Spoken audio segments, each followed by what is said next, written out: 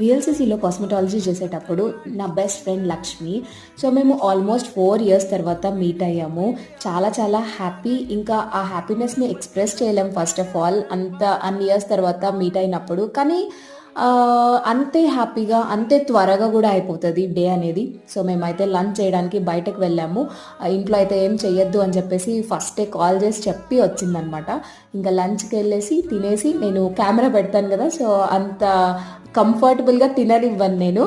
అరే ఫుల్గా తిననివ్వేంట్రా బాబు అన్నట్లుగా చేస్తాను నేను. సో మనం వీడియోస్ కావాలి కదా మనకు. ఇక్కడ వీళ్ళిద్దరు ఫొటోస్ తీసుకుంటున్నారు. తర్వాత మాల్లో వదిలేసి చరణ్ వెళ్ళిపోయాడు. సంక్రాంతి కదా, అందుకని స్పెషల్ డెకరేషన్ చేస్తున్నారు.